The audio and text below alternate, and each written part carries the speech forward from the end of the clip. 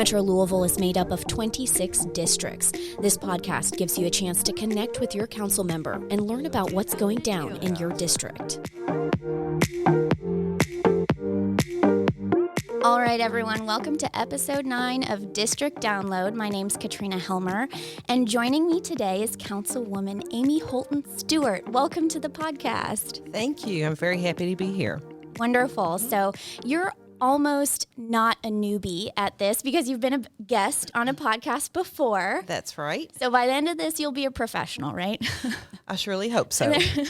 So let's go ahead and start with just letting everyone know where your district is. That's kind of how we've started every single podcast. So what is your district? Okay, so District 25 has some very weird defining lines, but we can start with the most southwestern part of the district, which is the Gene Snyder and Dixie Highway. And if you travel north to the Southwest Library, right around the Myers grocery store, and then we're going to head east all the way through Valley Station Road, where it connects to Old 3rd Street Road. Follow Old 3rd Street Road, keep going east, and cross over New Cut Road onto Southside Drive, and all the way up to what is the old Naval Ordinance. So it's a very long, elongated district, and it has, it certainly changed when redistricting took place at the beginning of the year. It is a funky looking map. It is a funky looking map. But I'm sure everyone is super pleased having you as their councilwoman, and you're fairly new to Metro Council, right? I am. I joined Metro Council in January of 2021, so just a little bit over a year. And how's it going so far? I have loved every minute of it. The most, part that I enjoy the most, obviously, is working with the people that live in District 25. That's the best part of being a councilwoman, and I do believe that I've made some improvements in the district, and I've worked very hard to make sure that I've listened to the constituents in the area, and to be their voice of reason. Well, I was really excited when we started talking about you having this episode because we kept coming back to you saying you were so excited for multiple different topics. So we were finally like, let's just do both in one go. That's right. Why not? So I know you have 2 topics with important guests for both with you today. So give us kind of a snapshot first. Guest number 1, topic number 1, kind of what can we expect? Awesome. Okay, so first, because I'm a major animal lover, we will have a discussion with Louisville Metro Animal Services Interim Director Ashley Book and Animal Control Supervisor Adam Hamilton. And we're going to discuss today the work and specifically speak to them about the enforcement of the extreme weather ordinance that I wrote last year. And I want to ensure that our pets have proper shelter and protection from the extreme weather. And so that's what our discussion is going to be today, whether or not this ordinance has made a difference in the lives of these animals and how it's going with them. And then hint to topic number 2, so we can give kind of a teaser to people. Absolutely, because we don't want to lose anyone along the way. Exactly. Stick around, folks. Right. So secondly, we will move to a discussion with Daniel Johnson, who's the president of the Louisville Corrections FOP Lodge 77. And we're going to be discussing the recent changes in leadership and the systemic issues that have been vocalizing to the administration in hopes of making real changes to benefit the employees of Metro Corrections and to the inmates there in the jail. So definitely worth people sticking around. Absolutely. But There's some big changes that have taken place, and we want to make sure that everyone knows about those. Exactly. But without further ado, the first guest of the hour is LMAS. So, Councilwoman, why was it important to you to go ahead and bring in these 2 guests with LMAS today?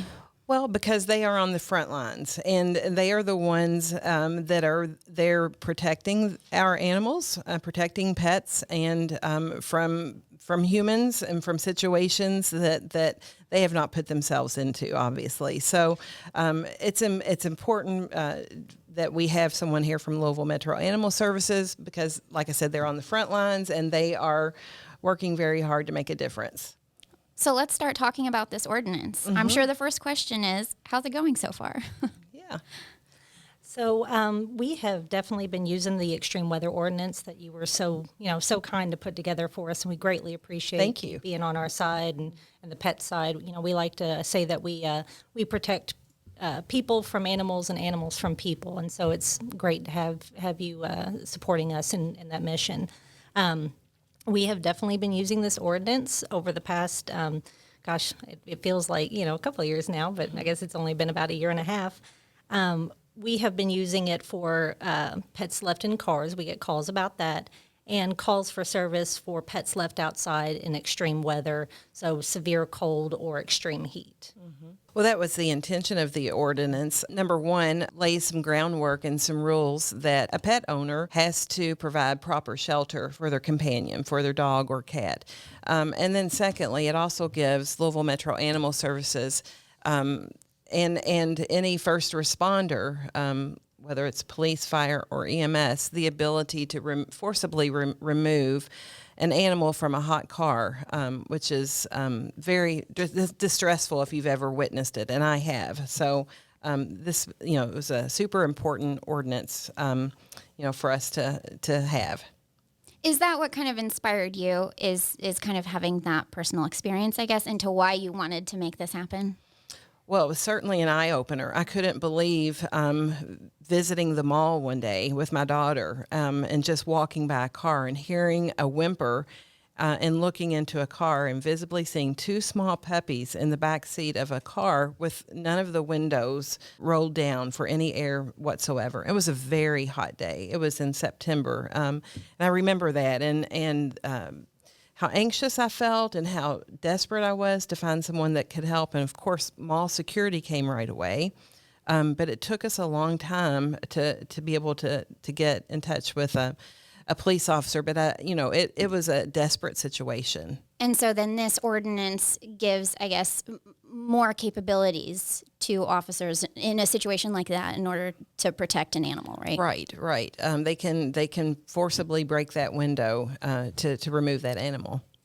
Mm-hmm. So do you guys have any stories so far in the last year and a half that you can kind of share to how this has helped?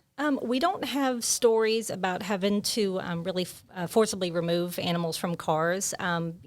We love to say that, it's definitely helped. We saw 314 calls for pets in cars in 2017, and in 2021 we saw 145 calls, so definitely a decrease. Our stats are a little wonky right now, just because people were at home because of the pandemic, and so we don't know that people were just staying home more and not taking their pets out.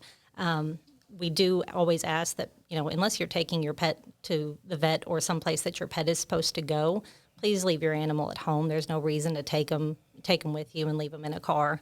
But we have seen a way that we can help people. Some of these provision calls for extreme weather outside, it's put us in contact with people that may need our help more than we knew.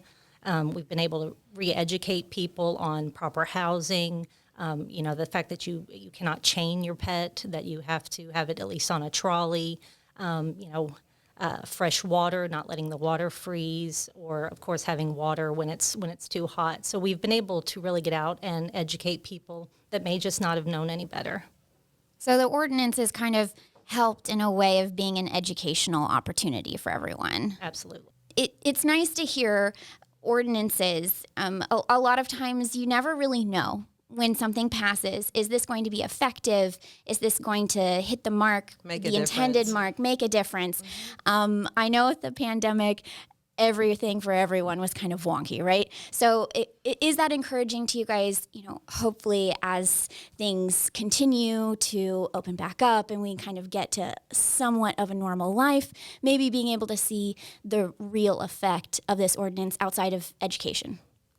I would say absolutely, and it is wonderful knowing that we have this extra tool in our toolbox to make sure that this is enforced and effective. I think it's real important that we recognize the work that Louisville Metro Animal Services does on a regular basis. I mean, they are on the front lines, like I said earlier, working for the animals that have, no voice. and also to work with their owners. And I think that's very important work. As a pet owner myself, my 3 dogs mean the world to me, and I can't imagine that they would suffer like I've seen some animals suffer. From my office and personally, thank you for all the work that you do. I think that it's very important. It's very needed. And on the other hand, I need to ask if there's anything that you need from us, from Metro Council. Is there any further legislation that you think that is needed to protect our animals and to protect people from animals, like was mentioned earlier? I mean, I think there's always room to improve and grow, and that's one way that me as a councilwoman can improve my job is by listening to the needs of the community and to the needs of our workers of Louisville Metro. So if there's anything else that you think that would be helpful, I mean, this would be a good time, or you can contact me at a later time. No, we greatly appreciate that, and definitely look forward to continuing the great work with you. One of our biggest issues and concerns that we see at the shelter is that people just don't come to the shelter to reclaim their impounded pets. So we are seeing on average 1,730 stray dogs with no signs of ownership, no microchip, no rabies tag, no license, that are going unclaimed every single year. We have to find placement for them, rescue options, adoption options. So I would love to get on, on your calendar, in the coming up months to see what we can do to maybe address this problem, because that's a huge problem. The unclaimed pet, yes, that's a lot of furry friends that are unclaimed, and so I mean I think that's a really good point to make. Is that we need to make sure that our animals are tagged or microchipped. It makes things a lot easier, I'm sure. 100%. Yeah, I think from the field standpoint, when we pick up an animal, if it is microchipped, we can take it right back to you. Then we don't have to bring it to the shelter. The pet doesn't have to have the stress of coming and staying there, and we can take it right back to you. And it relieves your stress too. If you're missing an animal, you want that animal back as fast as possible. That's a good point. So yes, well, we can definitely work on that. Well, I think this has been really helpful. Like I said, it's always nice to hear kind of an update from when an ordinance passes, kind of seeing it in effect or seeing how it is working. So I think this has been really helpful update for everyone. So thank you so much for being here as our first guests of the hour. Well, yes, I too want to thank you all. It's been very helpful, and we've learned a lot today. Thank you for having us. Thank you. Welcome back. We did a little ring around the rosy with this room, had some guests filter out, new guests in, because as we promised at the top of this podcast, we have a second topic that is really important to you, Councilwoman, that we want to discuss today. So kick this off. Why is Metro Corrections FOP here in City Hall today?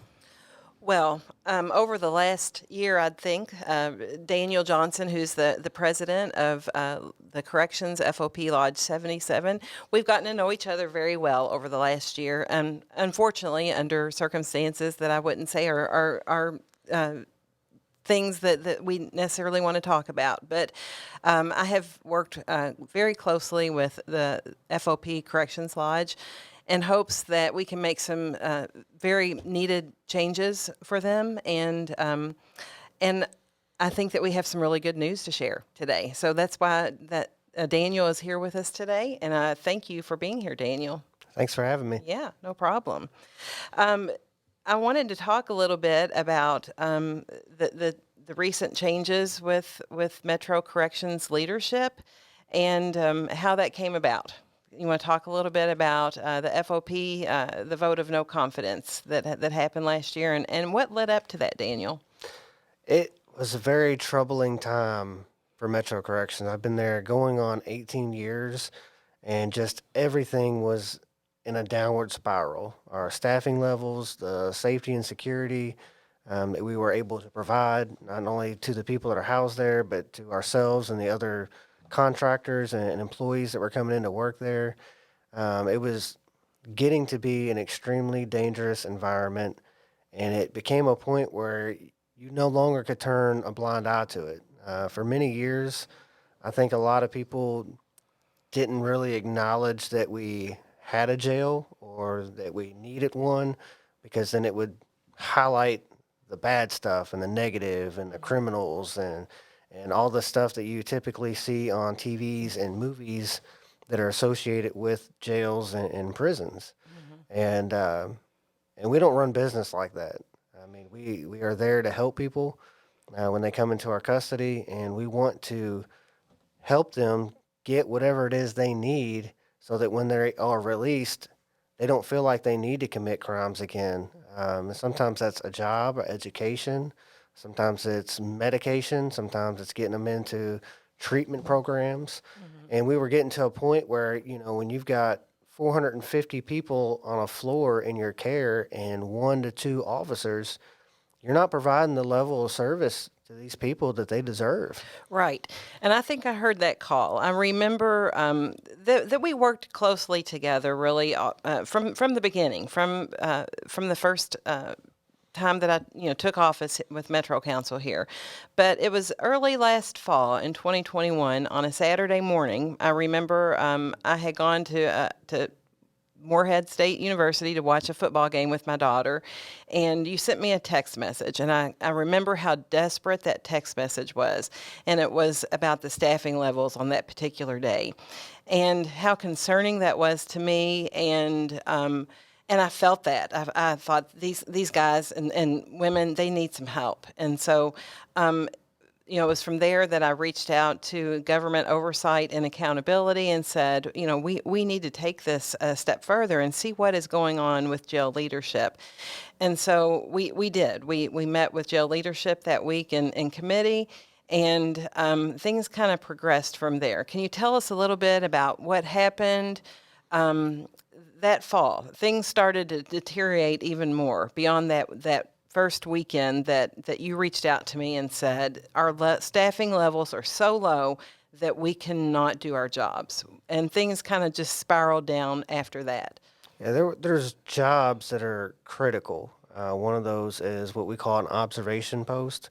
And we have a group of single cells that once a person either makes statements that they want to hurt themselves or have made an attempt, they're placed in one of these areas and they're supervised 24/7. And one of the positions that we eliminated was the observation post. So nobody was watching these people. And it was like, maybe we can get around to them every 30 minutes like we're supposed to, but all it's going to take is one fight. All it's going to take is one disruption, and we're not going to be able to make our rounds in time. It used to be that if we were even one post short, just one floor, you're talking about should have 5 people minimum on each floor. And if one floor was running with 4 and the rest was 5, it was a big deal. And now we're running with 1 or 2 people on a floor, and it's almost becoming the normal.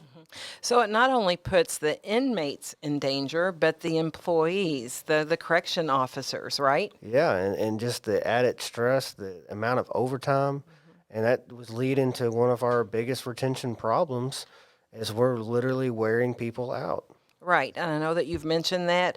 It has affected their home lives, the time that they get to spend with their family and their children and their friends. Yeah, I've had members getting divorced, and their spouses saying, "Yeah, look, your son feels like they're growing up single parent without their dad. You need to make a choice." Right, but this all goes back to, I think that this was brought to my attention the lack of leadership in the jail, right? Correct. And so then your lodge took a step to do a vote of no confidence. Is that correct? That is correct. And so that was what, in September maybe of 2021? Yes. Right. And so then you had your next graduating class in October of 2021, and you invited me to your lodge to celebrate the graduation of those officers that day. And it was that evening that I even got to know your correction officers even better, just by spending some good quality time with them and enjoying their company and listening again to the needs of the jail. So on that night, a new idea was kind of born. We talked about the drugs that had been brought into the jail, some incidents. I think by then we had a really major incident where some women, I think there were about 10 women, that had overdosed, and several of them had been taken to the hospital. And at this point, we knew that there was a huge drug issue within the jail, and it was not being reasoned with leadership. I mean, they were just, number one, ignoring it and hoping that it would go away. So that night at the lodge, we talked about the need for to help get rid of the drugs in the jail. And one of your officers said, what we really need is a canine unit. And, the light bulb went off in my head and yours, and we were all like, oh, yeah, that's a great idea. So it was from there that we started, coming up with some specifics. How much would this take? And I was able to go to the leadership there at the jail and talk to him about it, and was met with resistance. At that time, the leadership was, did not want to have a canine unit in the jail. I couldn't figure it out, but went to the mayor, and they were accepting, and very happy to that is now in the works. We've found the funding for that. And can you give us an update on where that is? Yes, currently we got the bids out, and they are secured. So we're getting 2 dogs, 1 lab, 1 Malinois, and they are going to be single purpose, search only, just looking for contraband. We've worked with other agencies to find out the best way to socialize the dogs to make sure that they don't become aggressive on their own. We have a supervisor's training course that supervisor will go through from the kennel where the dogs are provided. And then once we get them back here, there's an agency in Indiana, and then there's an LMPD canine unit. It's actually split into 2 groups, one for the dual purpose and one for the single purpose. And their trainer is a certified trainer, so they can train other and certify people. And that's what we are going to do, is put our handlers through both of those programs, because they'll get more reps in training with the single purpose focused groups.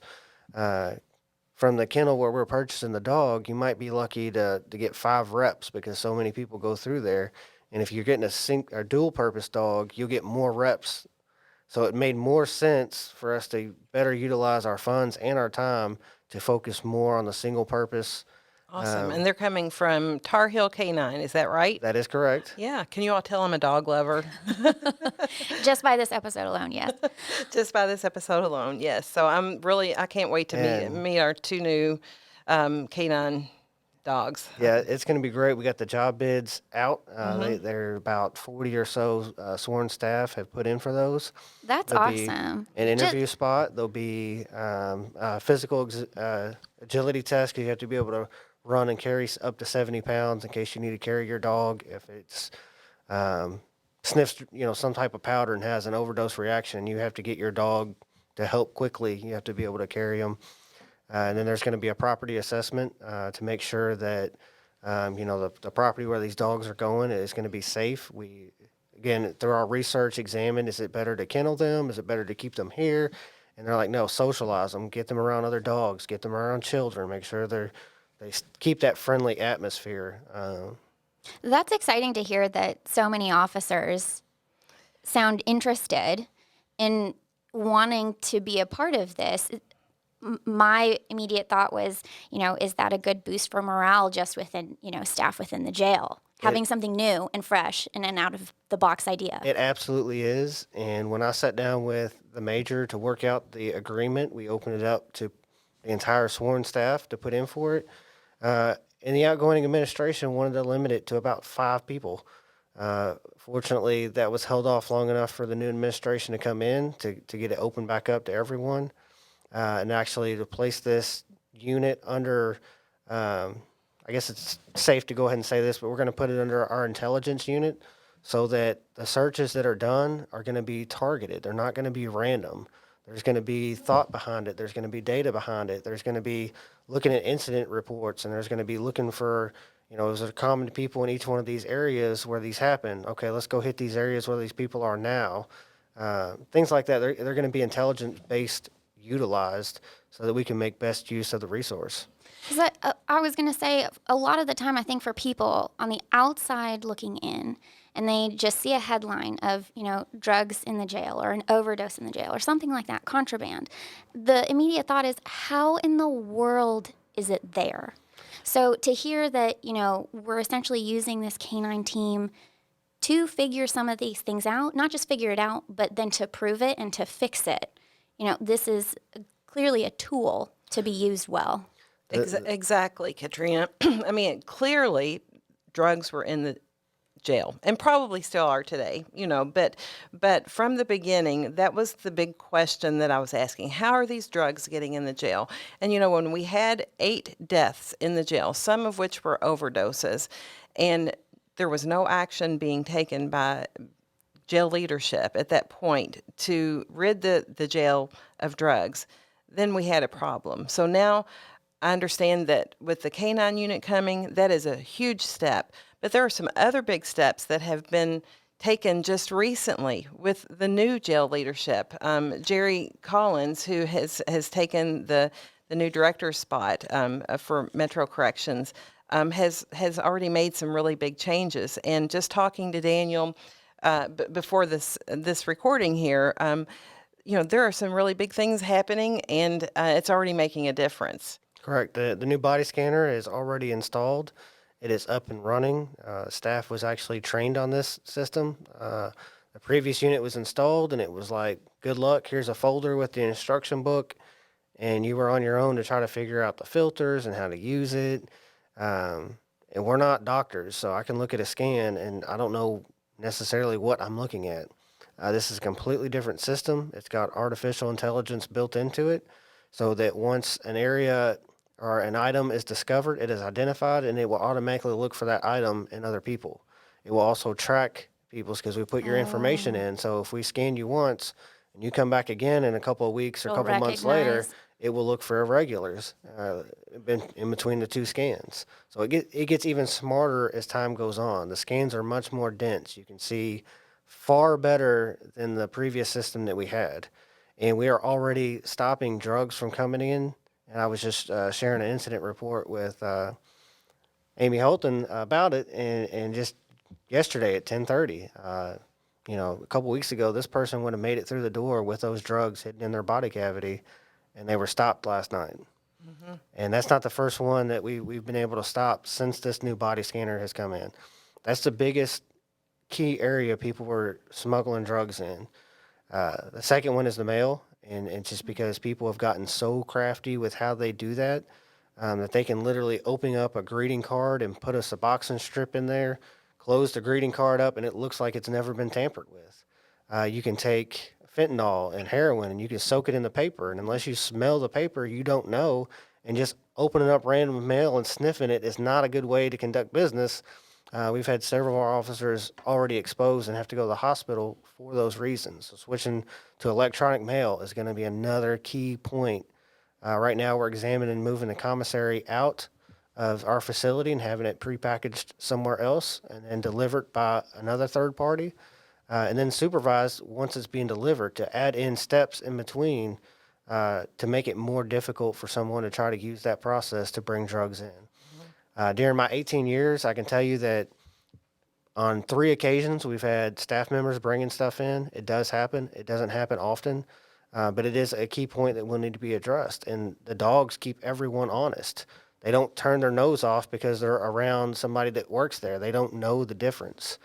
And plus, once we get these bigger key sections taken care of, the other things are going to show itself more and more. And because, we don't want anybody bringing stuff in there. It gives everybody a bad name. It goes against everything that we stand for. And we're making strides in the right direction. Even within several weeks, there's another key areas of the jail that are exposed to the public that we are going to secure better. I don't want to tell you what those are right now because they're not secured yet. But there are areas where we found where contraband is being passed in through the jail directly from the public.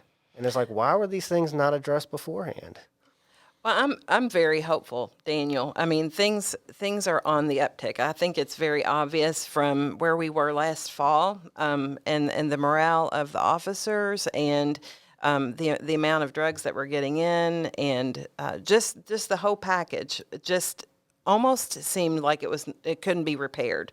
But I feel very hopeful today, just listening to him, and also listening to the stories about the emails that are coming from new jail leadership directly to the officers, just giving them kudos for, their good work. So I know morale has been a big issue. And so tell us a little bit about the new leadership and new Director Collins, and how his relationship is with you and the FOP and the officers.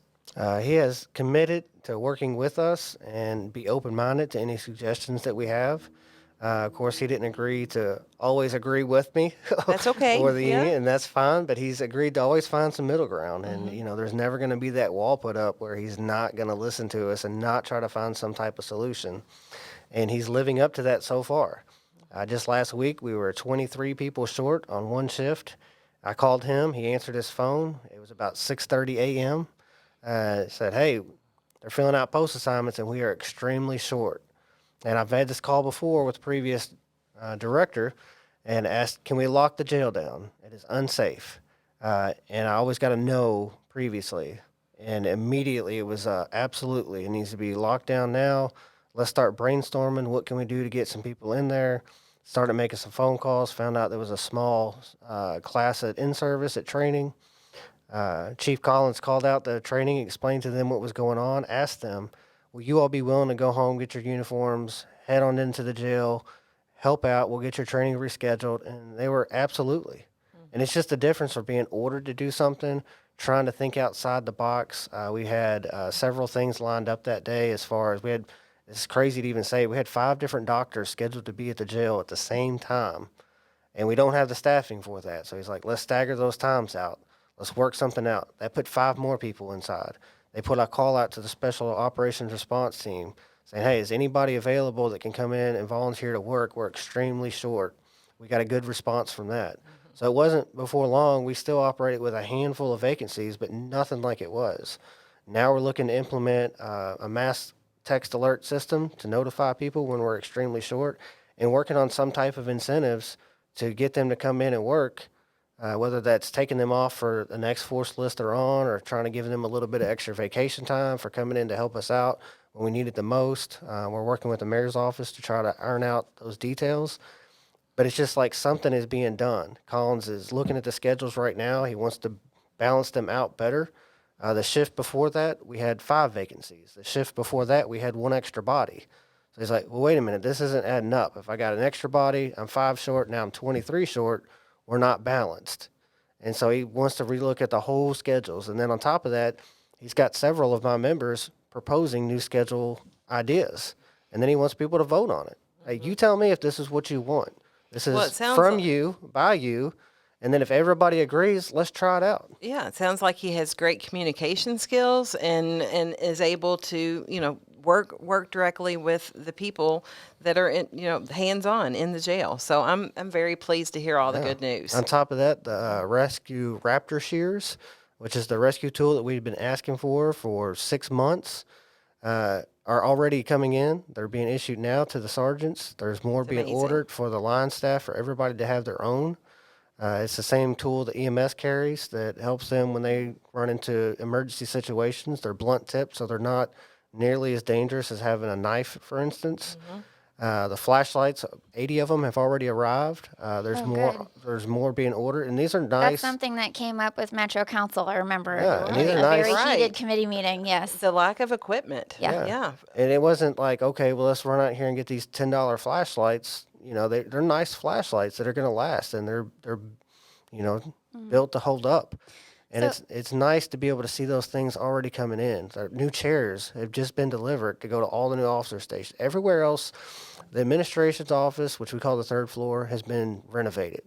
Records has been renovated. You walk down there, they got new desks, they got new chairs, everything's nice. And you walk into the jail, and the officer stations are held up with milk crates and there's drawers and everything missing. And sometimes, it's very raggedy and it's very old. There's arms missing from the chairs because they haven't been replaced in 15 years. Well, it sounds like crazy. these changes that are being implemented are going to be welcoming to hopefully some new employees. That Correct. was my question, because as you were talking, what I was thinking was, corrections as an industry has to be kind of a tight-knit group, kind of like police, right? Like everyone knows who everyone is, not just within, your own correction facility, but across the country, right? Right. So hearing these things as improvements are happening, is that hopefully to you kind of a beacon of hope coming out of the jail that could potentially attract and, bring officers maybe from other jails or from other states saying, hey, improvements are actually being made there. I could potentially be making more there eventually. I'll move there. And the agreement that we had in place helps get us closer to that, but we're nowhere near that amount where people are going to come to us and make more money than what they're currently making, especially if they already have even a couple years experience. And the way our pay scale is so scrunched up that we have brand new people coming in the door making the same amount of money as a 5-year officer. Veterans, yeah. And it's So we like still that have doesn't. some work So to there's do. We still room have to work to grow, do. yeah. But we are headed in the right direction, and the things that Collins can control currently, he is working his tail off to address. That's awesome. Yeah, and he's made it a priority. Well, are there any issues that you think that Metro Council that I need to still be working on here, Daniel? Because our work is not done. No, it's far from done. The next things we're trying to work with, and Matt Golden has been awesome. Is again, we've got our contracts. Hopefully, we'll be able to start negotiating in July, but it's not up until July of 2023. But considering the circumstances we're in, if we can sit down and start ironing out language, the earlier the better. I think that would start going a long way. There's updates coming to the officer station so that, you've been over there before. When you get over there, nothing's painted. It's gray, it's dirty, it's dingy, and it's like even when it's clean, it looks dirty. And then you walk into a jail like Fayette County, and everything is freshly painted, and it might not be as nice as far as stuff goes, but it's newer and it looks more modern. And sometimes just coming into a work environment like that goes a long way. So we've got the officer stations that are being addressed now that the chairs are already in.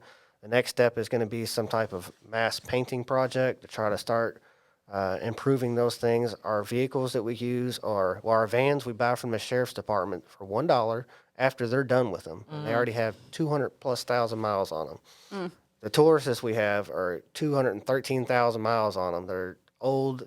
They break down on us all the time, or we're having to call somebody to give us a ride. And sometimes we got people we're transporting with us. So we're trying to work, with Matt Golden on that and address that.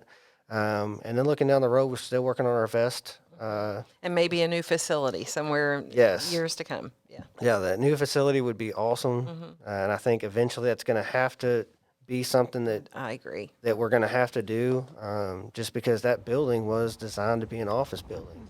And the plumbing, the electrical systems, everything is being used 24/7. It never stops, and it was never designed to do that. And that's why our elevators are constantly going down. Our plumbing system is constantly going down, and it's not maintenance fault. It's not. I've seen some anybody's videos fault. of the plumbing and it's just how water is dripping from the ceilings. I was going to say, in my past life as a reporter, I've heard many a story.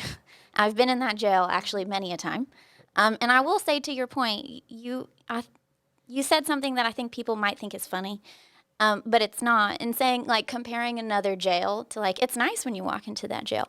For all comparative purposes, no jail is nice, but it does say something. I've walked into many jails, and not just in Kentucky, as a reporter. And it does say something. You have a different feeling walking into Metro Corrections than a different jail. That is still jail. But walking into Metro Corrections, you have a different vibe walking in there just because of everything you've described in the facility. And, if it's the city's role and job in order to protect everyone that's working in there and to protect everyone that is being housed in there, then maybe that's something to look forward to in making more changes in the I future. agree. And there has been some discussion in Metro Council about the need for a new jail. So, I mean, it's definitely on the radar, and we just obviously have to find the funding for that. Well, clearly from this conversation, plenty more to talk about down the line and in the future. But thank you so much for being here. I think this is going to be really helpful and interesting information that people want to hear, because for a lot of Metro government, it seems kind of, it's behind a curtain for a lot of people, especially the jail. So to be able to hear kind of what's actually going on for a department that has a very large budget of Metro's budget, I think is really good for the public to hear. So thank you so much for being here. You're very welcome. Yes, thank you, Daniel. And I look forward to continue working closely with you all because I think it's important to have someone on your side. And I'm definitely, still want to be that person. Well, you've done an amazing job, and we Thank wouldn't you. be anywhere close to where we are right now without you. Thank you. I appreciate that. Thank you. You all do a great job. Thanks.